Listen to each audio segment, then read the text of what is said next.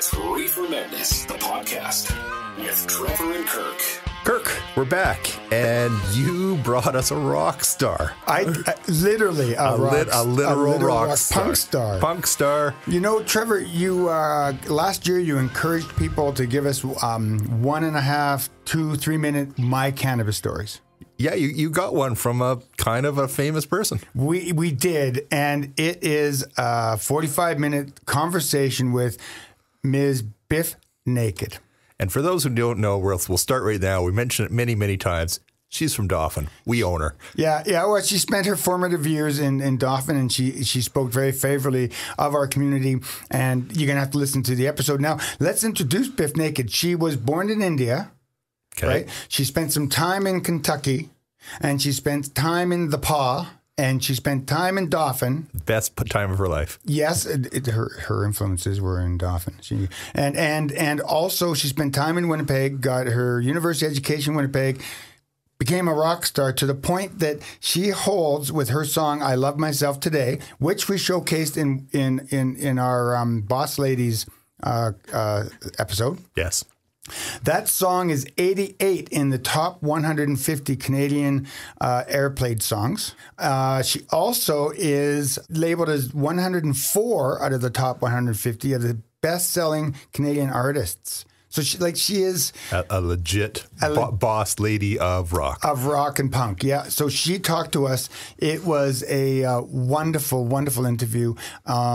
I really enjoyed it, and I think you could hear me in the interview. We're a little bit of fanboys during the interview. Yeah, a little bit of it. What song were you singing today? All morning through my head, it's "I'm Just a Girl," which, it's an odd thing for a 40-something-year-old pharmacist, but, Can you hum it? Very badly. I'm just a girl in the world, and that's all that I'll ever be. Yeah. Yeah. Okay, well, I'm glad that you're in touch with your sexuality. Something. Okay, you know what? Let's get into it. Let's get into this My Cannabis story of Bif Naked. Thank you again, Bif, for this. Let's enjoy this interview. Good afternoon. My name is Bif Naked, and I am a recording artist and Renaissance woman. Oh, you don't hear that word. I consider myself a Renaissance man. I don't hear Renaissance. Fantastic. Very Fantastic. Cool. So you've been in the music industry now, what? It's got to be, like, I don't want to out you, but 25 years? Oh, longer than that. Yeah. And it's a good. So my very first performance professionally was 1989. Wow. And my first tour was 1990. And I've never looked back. I left university in my first year at the University of Winnipeg. And I had every intention of going back to my theater school. I was in theater and also musical theater. And I didn't intend to be a vocalist. I really thought I was going to be in comedy or something along those lines, I suppose. And it was just a good fit. And, of course, back in the day, punk rock, I didn't actually have to have any training to sing. Right. Well, you started the year my first son was born, so that's how old I am. Fantastic. Your music is very autobiographical. That's the word. Your music, yeah. So, like, I've been all things Bif for the last 2 weeks since you agreed to this interview. So, Choti, Love Myself Today, which we showcased in one of our podcasts, by the way. Very cool. Everything, cool. The whole album, The Promise. Do you want to talk a little bit about how you personalize your music? Well, I guess, the things that inspire my writing are just kind of stuff from my lived experience. I mean, from time to time, I'm going to write a song that's going to be all from my imagination. Like, Sophia was about a little dog, and there was a song called Honeybee, which was about me being in prison and being haunted by a bee that I had swatted, kind of thing. But mostly it's all stuff that I've kind of lived through, and everyone can relate to it. We love, we are heartbroken, we feel vengeful, all the same emotions, I guess, all the time permeate our life story. And we were saying before we started the interview that I moved to Dauphin about 20 years ago. My wife and I are very involved with the art scene. I was on your wiki page. I've been researching you the last 2 weeks, and it's interesting. Your Dauphin connection, when you glance on it, comes up the Watson Art Center. Do you remember the Watson Art Center? Oh, how interesting! That's so funny. Yeah. Well, with Dauphin, I moved there from Kentucky when I was entering junior high, and went to Mackenzie Junior High for my entire middle school career. I'm very proud of it. I came of age really in Dauphin, and I still have dear friends that I know from those days. And, thanks in part to Facebook, of course, nowadays we can all keep in touch and check up on each other. But, it's very serendipitous, the memories that I have of Dauphin, and particularly the first concert I saw, I think, was at the Dauphin Arena. Okay. I saw a band called the Straw Dogs. Okay. And I think that they were actually like a side project of the guys from the Queen City Kids or something like that. I can't really remember. But I definitely had my first beer while watching a Dauphin Kings game. Oh, so is it safe to say that maybe your start in the music industry started in the artful town of Dauphin? Oh, yes, indeed. I discovered that I loved theater, and I loved taking drama class. And in Dauphin, I was also very, very proud to be involved in readers' theater through the school, and also spoken poetry. French spoken poetry, and all of the variety of arts competitions that they had. Well, that's very cool. I think you'll be impressed with some of the renovations that they've done at the Watson Art Center. Maybe we can entice you to come by and do some spoken word for us or a concert. Oh, from your mouth to God's ears. Wouldn't that be amazing? Well, I'll gladly host it. So let's plan it after we get off air. We'll plan a Bif Naked concert, and Trevor and I'll host it. Oh, that's fantastic. That would be fantastic. Well, thank you for the kind words. We both, Trevor and I, like living in Dauphin. We think this podcast kind of promotes it a little bit. But let's talk a little bit about you and your experiences. Now, again, a brief overview of your life story. You've had some hardships in your life and some very public health problems. Would you like to speak to some of that? Oh, sure. I don't think that my story is any different from anybody else's story. And certainly in Dauphin, I'm not the only girl from my junior high to experience breast cancer. But what I was young when I was diagnosed. I was only 36 years old. And at that time, there was no Instagram. It was kind of rare for anybody to really talk about it too much or blog about it or have a Facebook page.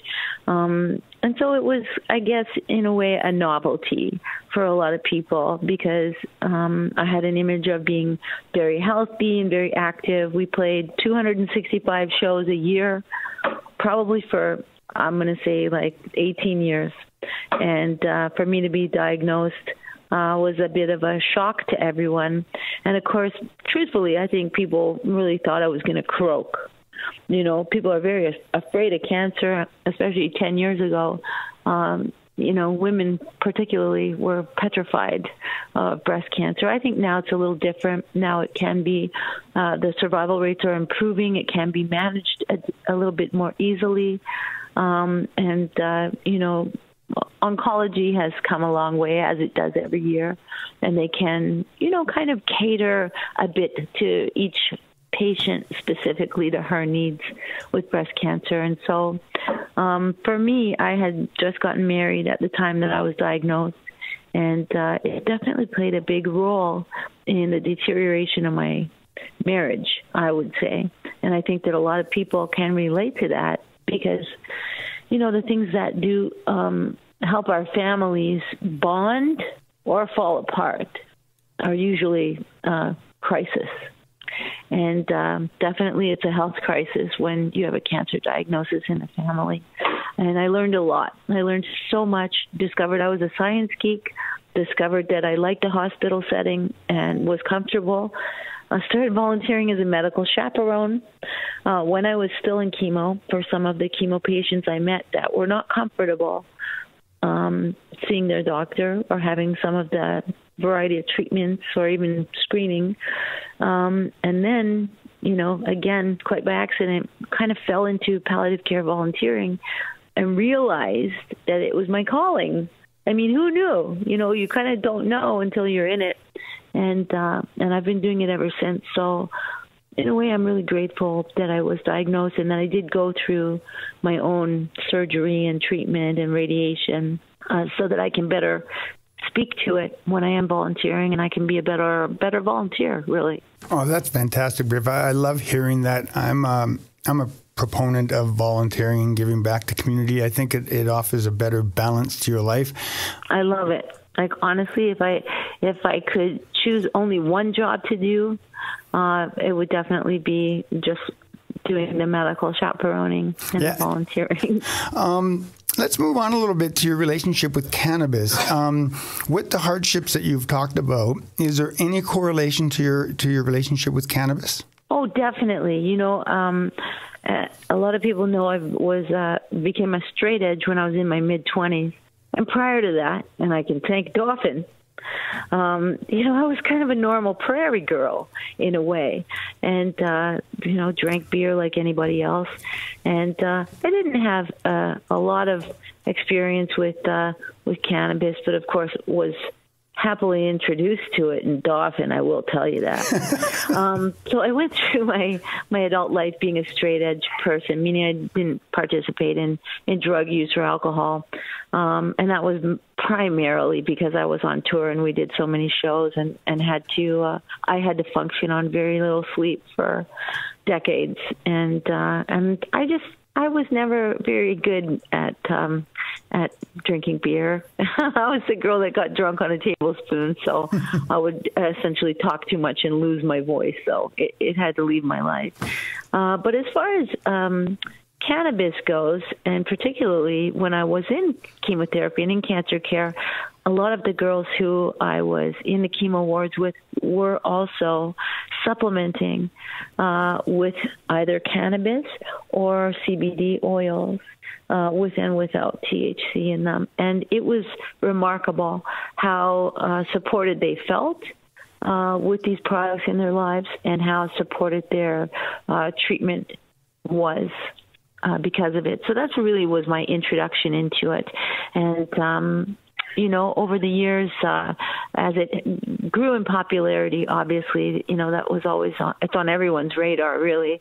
And if you're in fitness or in health and nutrition, everyone started taking coconut oil one year, and the next year we're all on turmeric, and so kind of being up on the trends was something that came naturally to me. And then the opportunity came for me to really explore how we can kind of promote and find a product, make a product that is isolate, that is non-THC, because a lot of the patients were basically afraid of it. A lot of people are still afraid of THC, and as our population is aging, more and more people need and can benefit from CBD oils. So that was emphasizing the non-THC is important for us. So that was back in 2008. You were diagnosed with breast cancer. Is that when you got into volunteerism?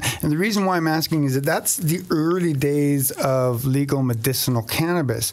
So the people that you were working with in those days, were they using cannabis medicinally legally, or were they using it medicinally without their doctors knowing? And I'm asking because I'm sure both, to be honest with you. And the same is true today, as many people know. And a lot of people do appreciate so much the Canadian government really making just massive strides for everyone. But at the same time, there are people who really bemoan the products that are available and the process and the cost. And, you know, the black market is thriving. Of course it is. It always will be.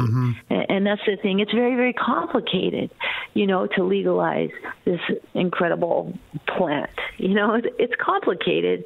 And it's not going to be perfect. They're going to stumble, of course, to try and get it right. And in the meantime, people are still going to utilize the black market. Yeah, no, it's interesting you say that. When we first started this podcast, I shared with Trevor that I had a very dear friend of mine in the early aughts. No, was it the aughts? It was 2003, 2005.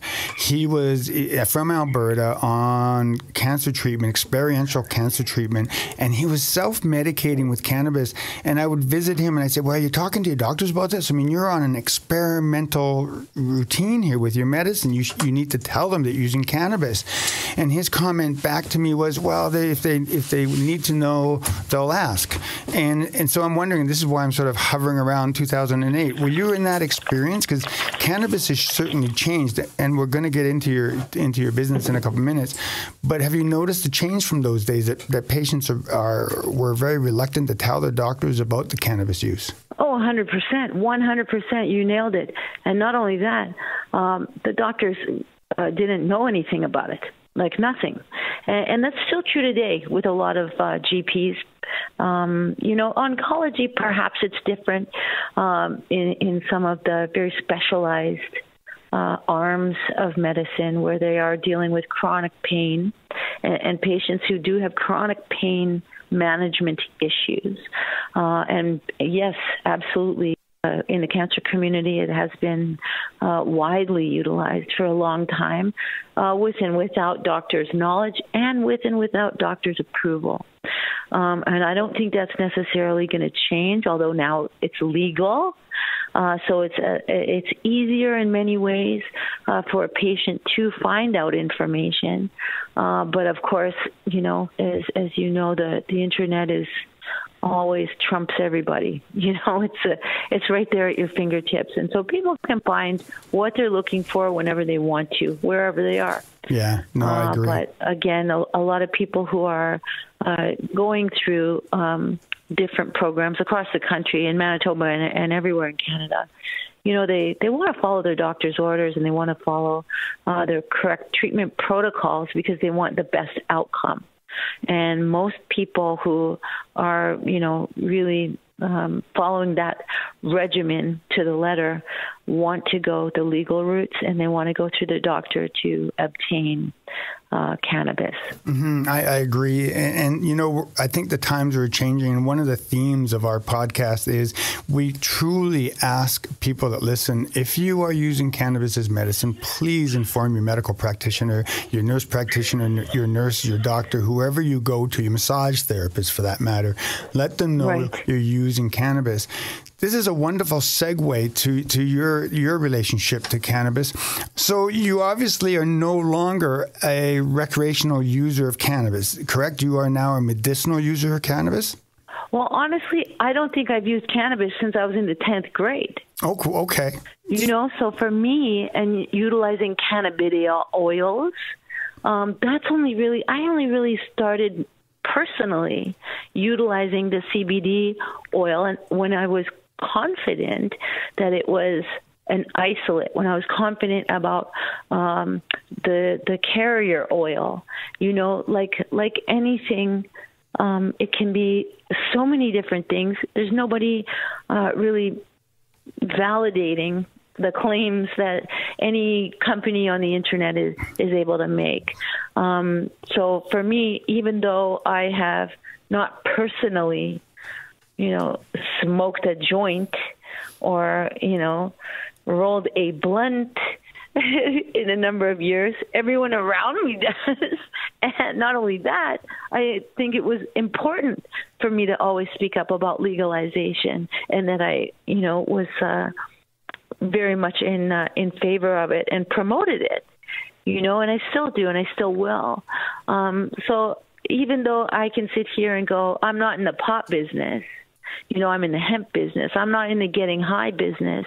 I'm in the getting healed business.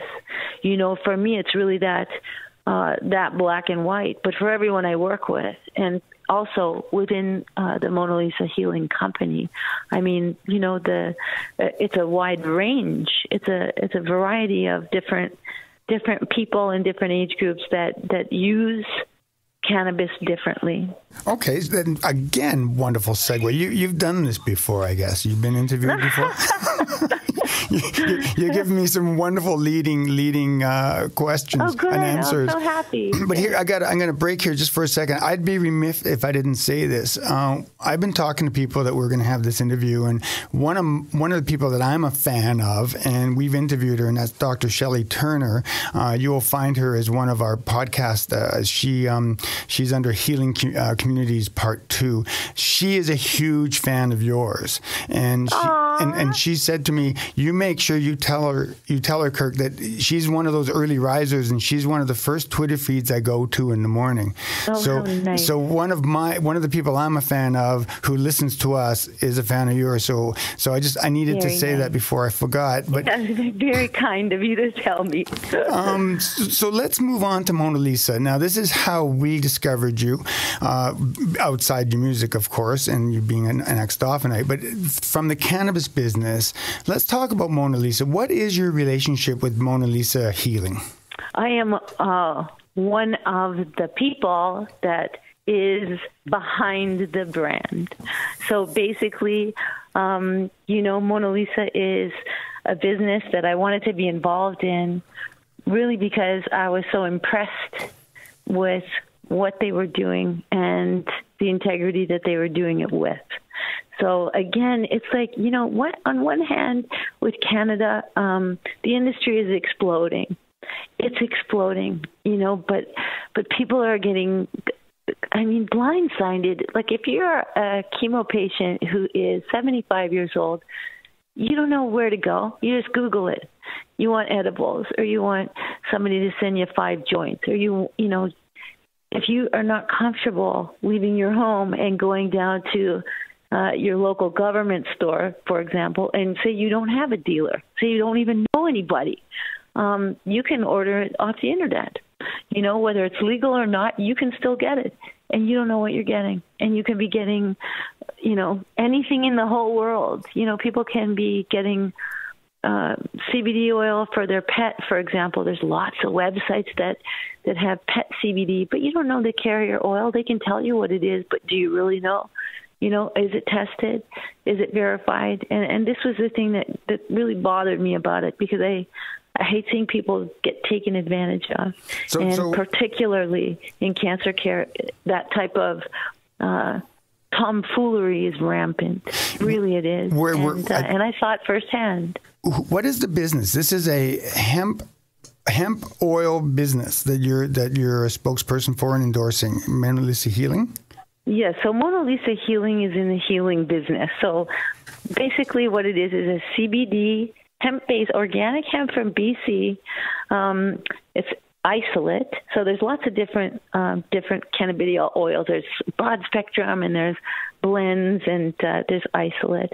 And our oil that we're use is MCT coconut oil, which is really pure vegan, easy to digest, very bioavailable stuff.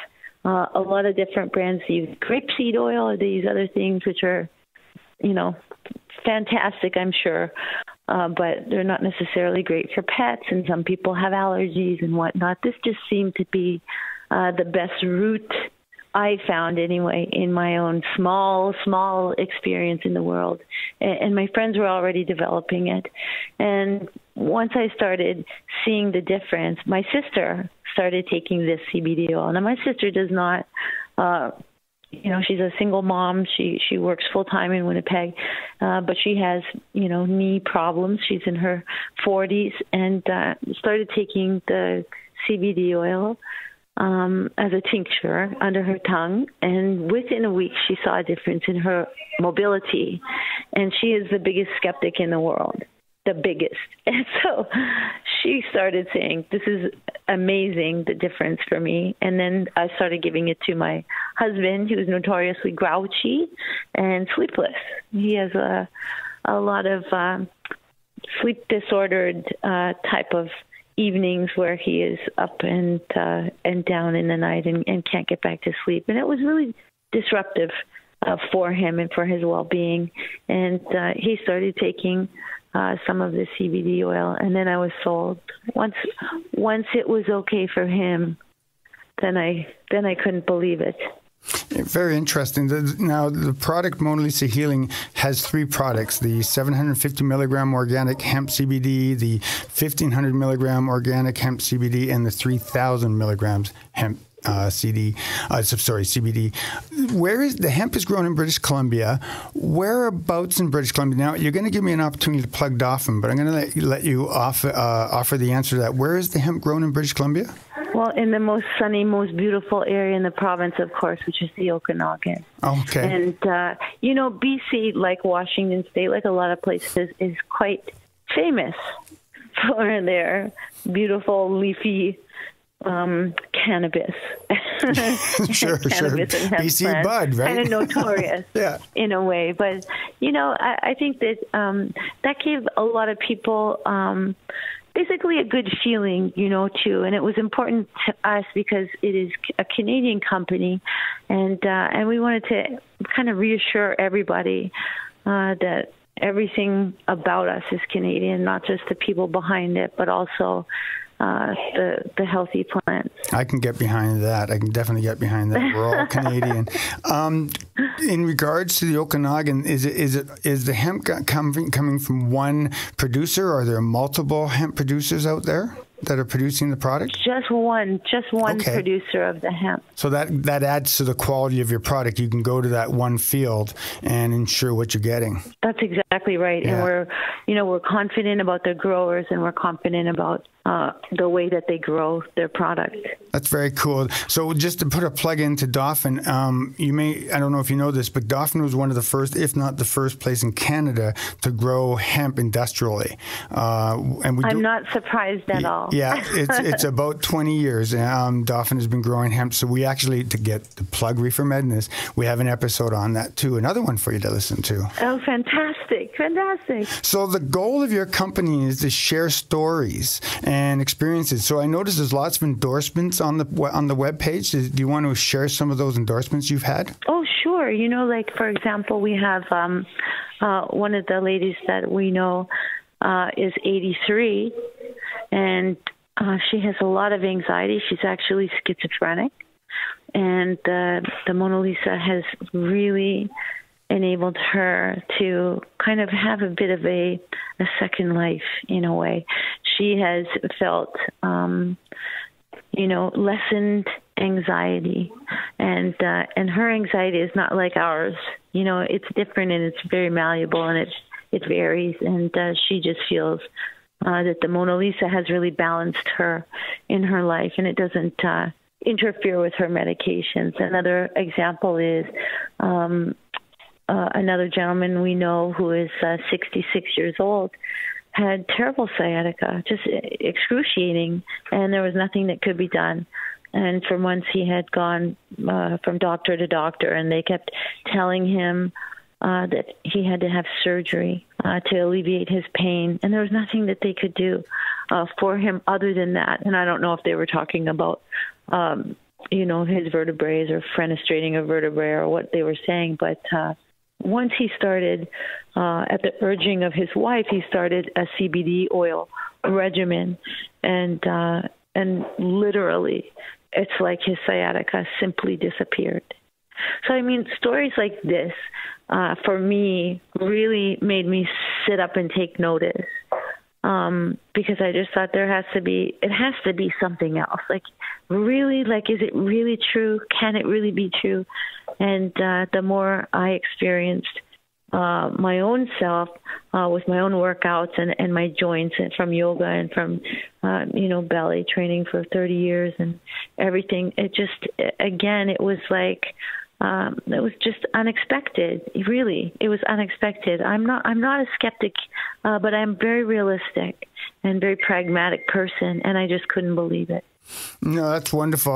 One of the things I noticed about your webpage is the company, Mona Lisa Healing, seems to be very in touch with their customers. It seems that's a very important part of the business. Oh, well, we have to be. I mean, we have to be. And again, partly, like we were talking about, people just, they're curious for sure, but a lot of people just don't really understand.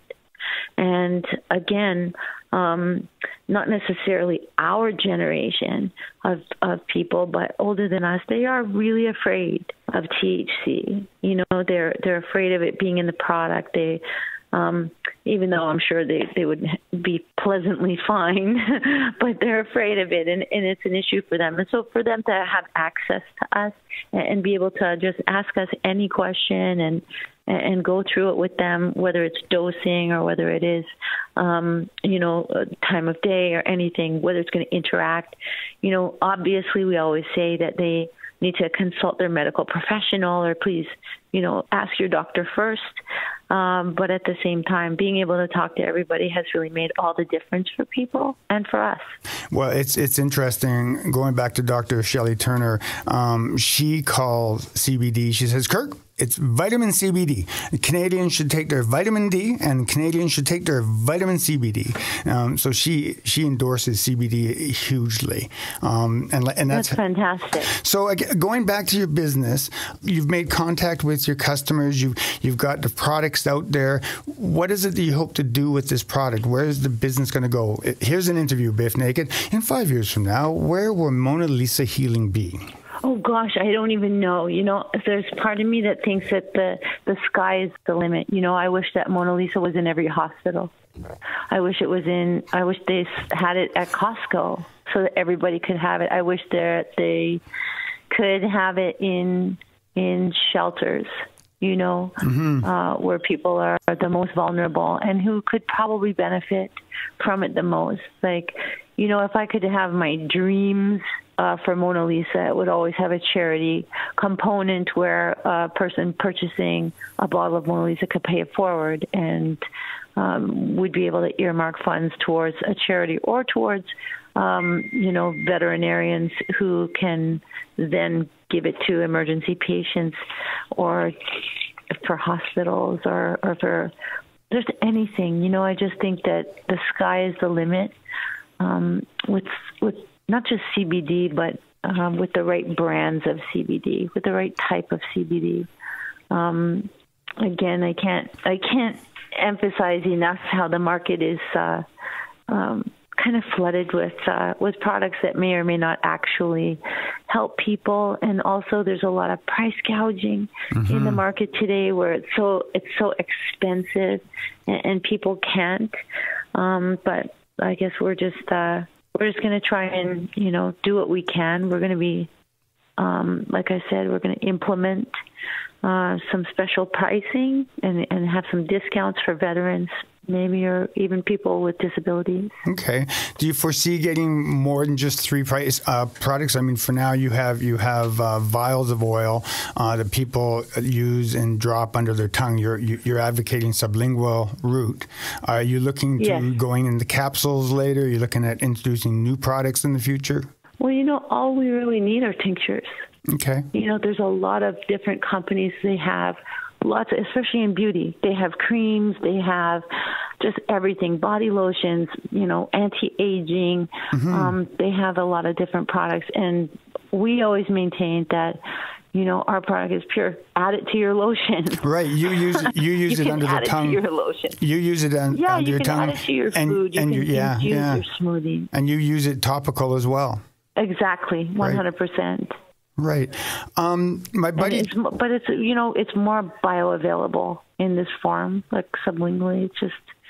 It's bioavailable, like eating an apple. Yeah, I agree with you. My partner Trevor walked in about halfway through. I'm going to surrender the microphone. I think he has a few questions for you also. Okay, cool. Hi, Bif. Can you hear me? Hello. Hi, Bif. This is Trevor. Again, thanks so much for taking our call. We're huge fans. Oh, I'm so happy it worked out. I'm so happy that I could. And so you've covered most of it. So I'll call it 2.5 questions. First, I really like what you're saying about affordability for the poor, and maybe down the road, even having it in shelters and places like that. That's a fantastic goal.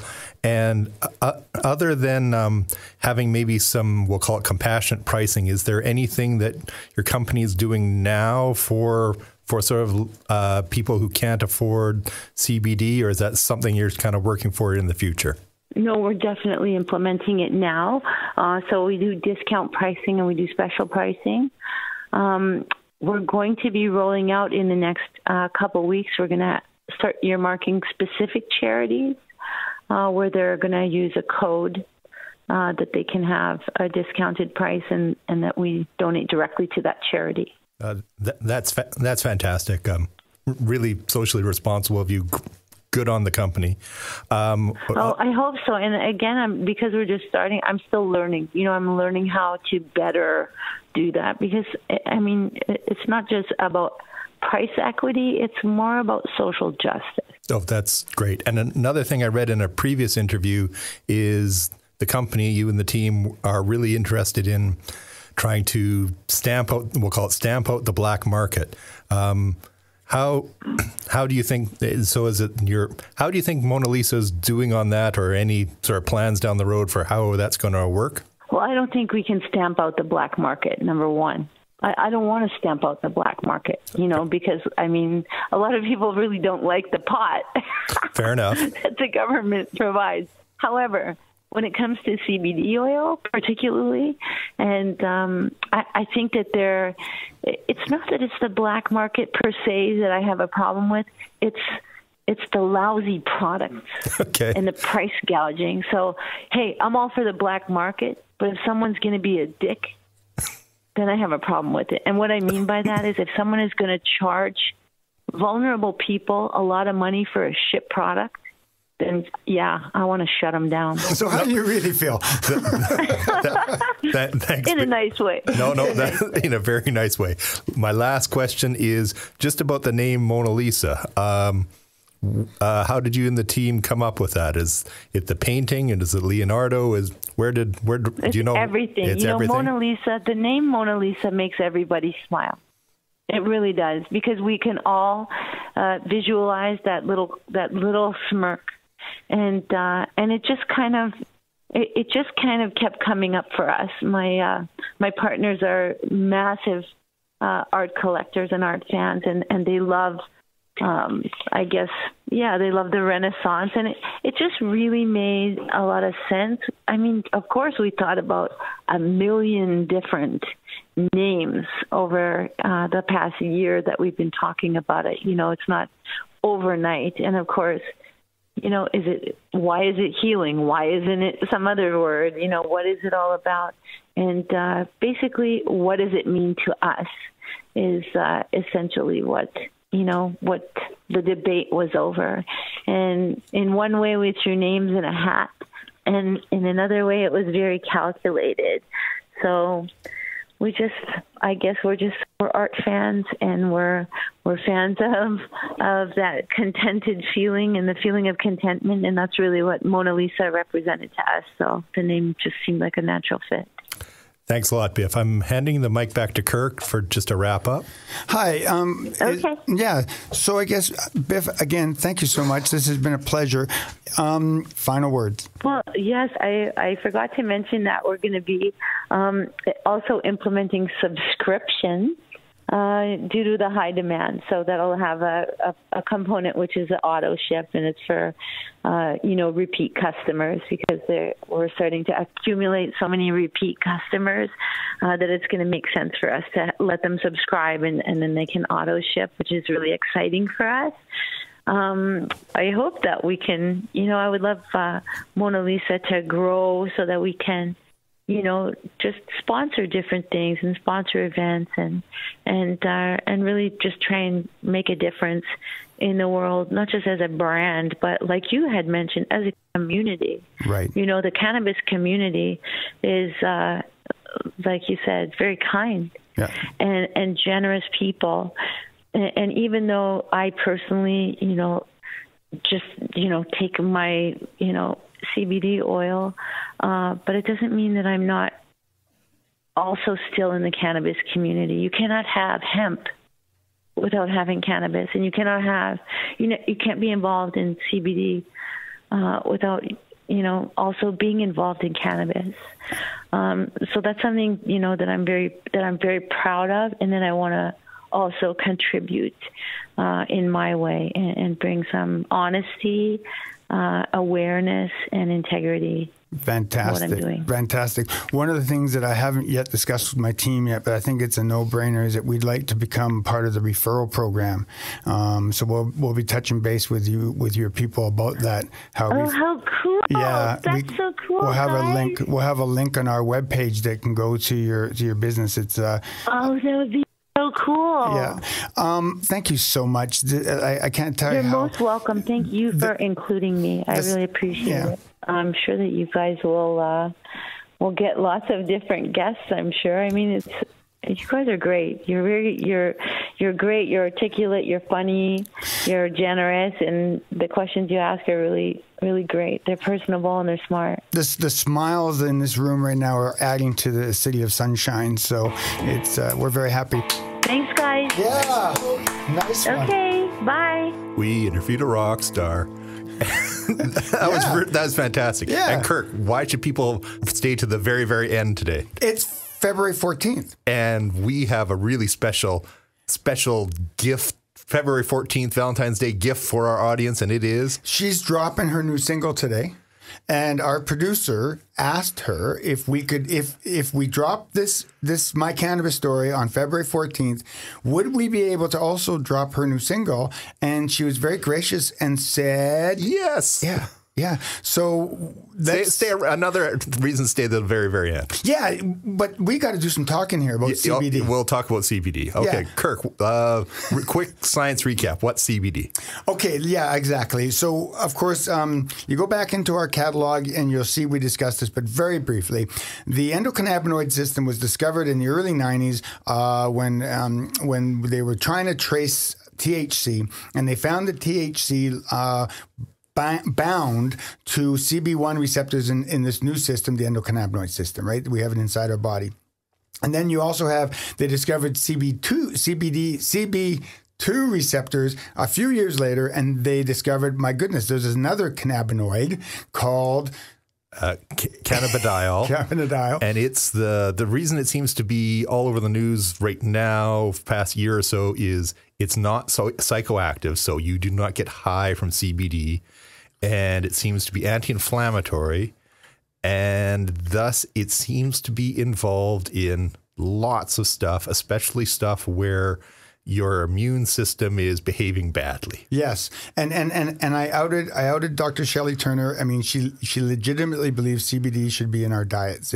She is such a proponent. And obviously, Bif Naked is also a very excited proponent of CBDs, and they're taking it daily, and they're doing it under their tongue. Do you want to briefly just discuss about sublingually versus ingestion of CBDs? Sure. So we'll go geeky pharmacist for a bit. So we got different ways of getting stuff into people.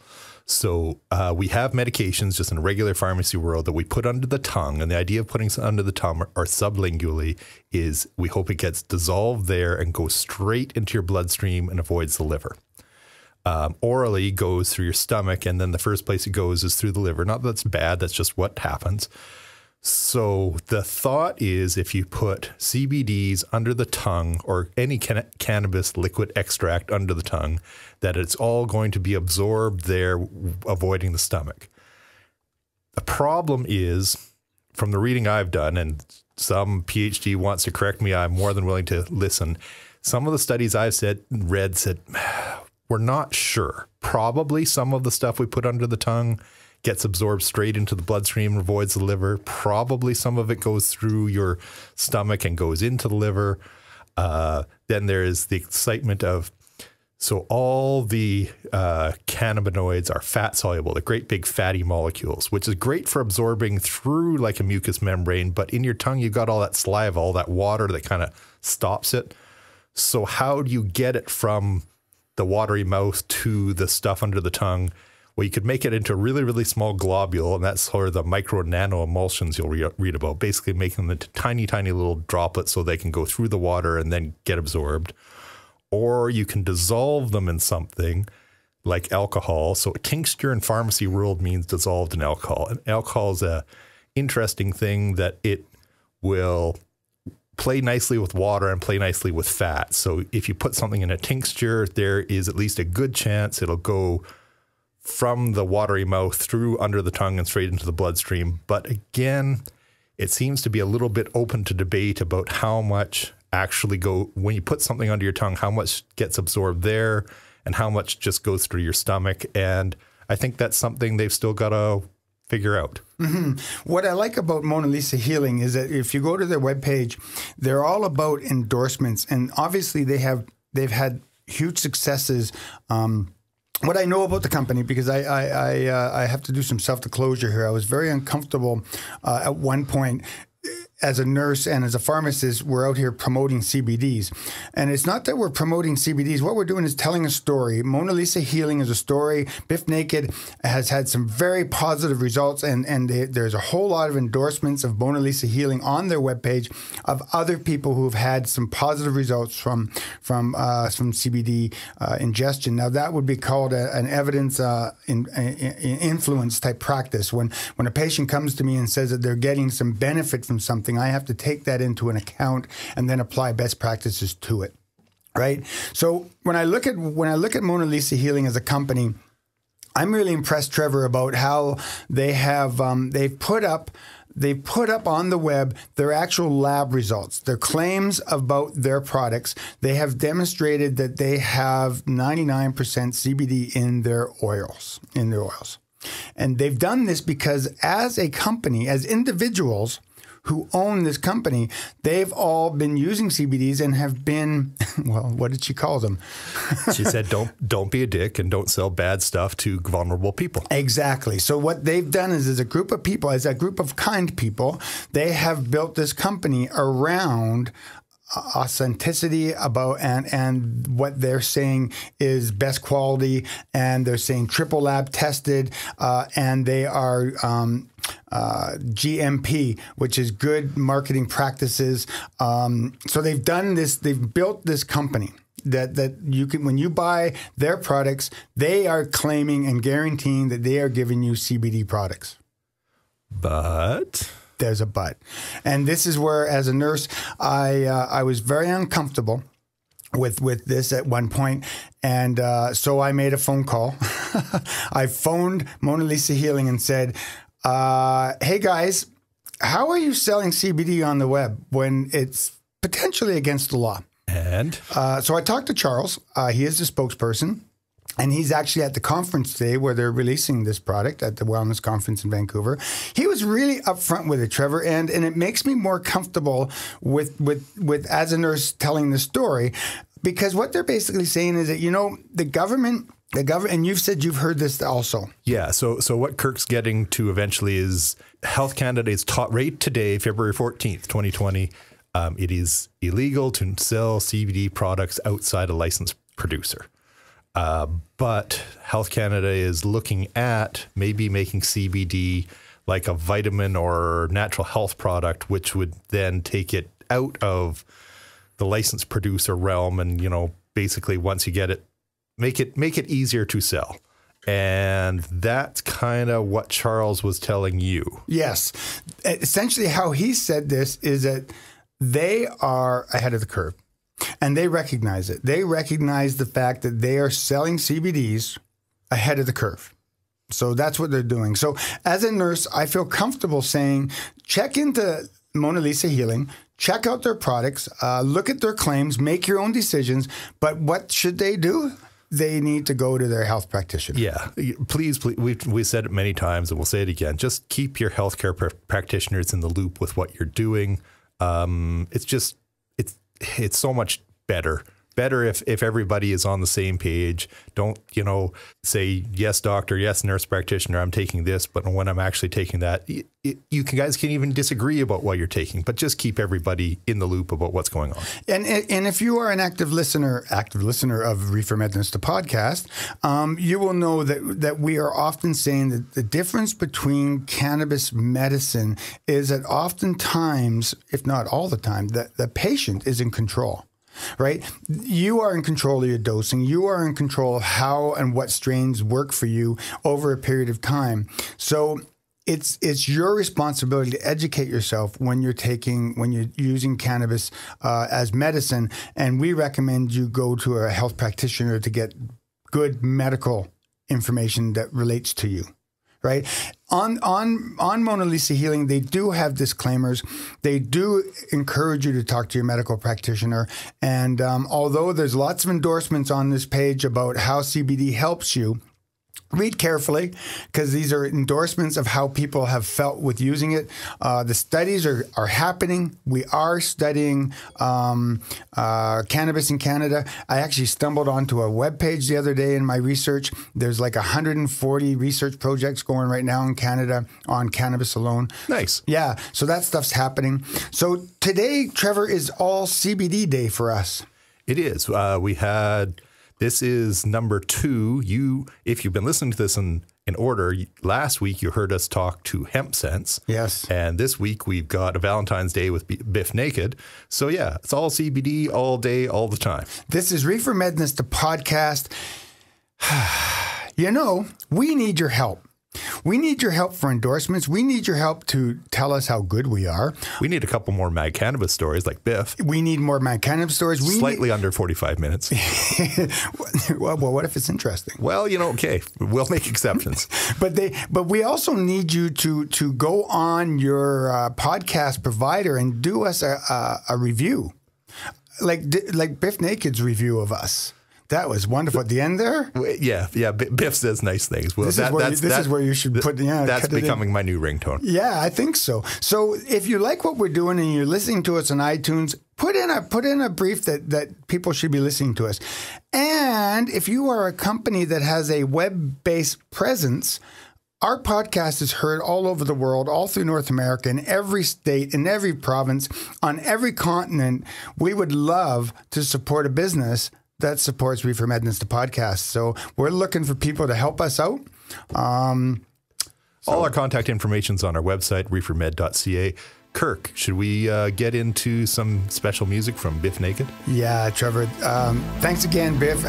We do want to see you at the Watson Arts Center. We'll host you a live show. Let's do it. Hi, this is Bif Naked, and this is my brand new single called Jim, right here on ReeferMEDness podcast. You never loved me, Jim. You made a fool of me again and again. You never told the truth when I believed in you again and again. You tried to take control, unworthy of my love and money. Criticize and tell me how I feel. Tell me I don't measure up. Telling me I overreach. I'm begging you to leave. I'm begging you to leave. Fill me with rage. Fill my head with your lies. You never loved me, Jim. You made a fool of me again and again. You never told the truth when I believed in you again and again. You never loved me, Jim. You made a fool of me again and again. You never told the truth when I believed in you again and again. You could have done it all, could have anything, and I could jump from the bridge, but you'd be standing at the bottom, right where you belong, right where you belong. So stay there, drown in your sea. Fill me with rage. Fill my head with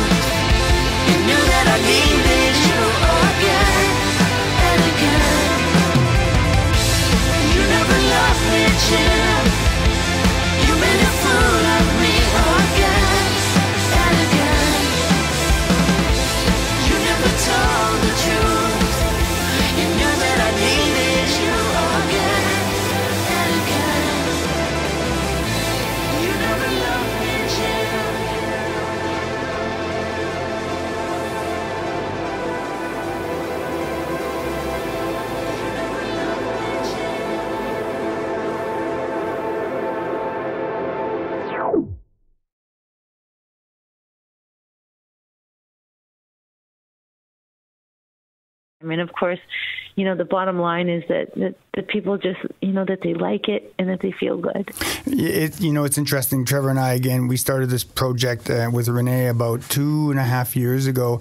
And in our research, in our contact, I mean, as you know, Dauphin is in the middle of the continent, but yet, yes, it is. But yet we are so far away from the action. But the connections that we're able to make, we've really discovered the cannabis industry, the people within it. You know, I can't say but #kind people. It's so very nice. Yeah, it's so different than when people were so afraid. You know, the legalization of cannabis and the ReeferMEDness that's going to happen across the nation.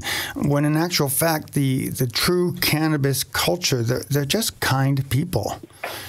Absolutely. I agree with you 100%.